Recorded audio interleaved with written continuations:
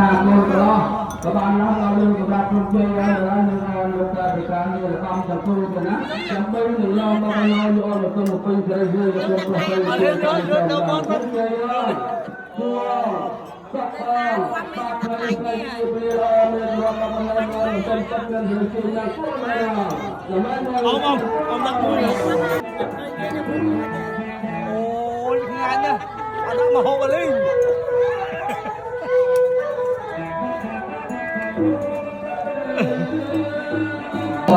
ហេតុតែ$10ស្ដាប់ខ្លួនពេកគាត់ទៅដេកជាមួយម៉ែឯងឥឡូវមកដេកជាមួយពុននេះប្រាក់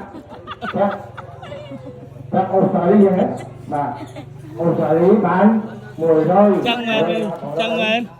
អូថ្ងៃនេះការកូនសថៃនេះនេះសថៃនេះ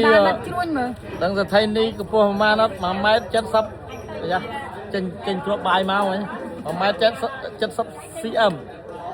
អូខ្ពស់កូនសារខ្ពស់ទៀតកូនសារខ្ពស់ជាងកូនខ្លួនឯងទៀតអូដល់ណាបន្ទូចថាកូនពូចេះរកប្រពន្ធខ្ពស់ជាងដូចពូចឹងពូស្លាញ់ប្រពន្ធខ្ពស់ហ្នឹងអូ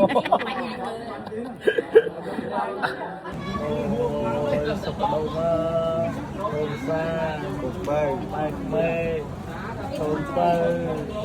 កូនបងប៉ាប៉ា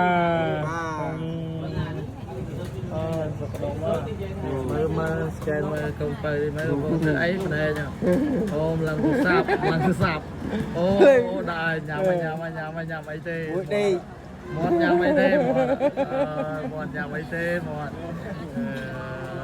កូនសាពងស្រាប់អវ៉ាត់ម៉ែក្មេក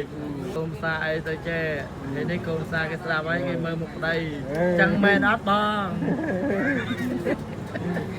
ចឹងមែនអត់អូខាងប្តីគេថាចេះមែនហើយអូនតែស្រាប់គាត់ទៅមិនខុសទេ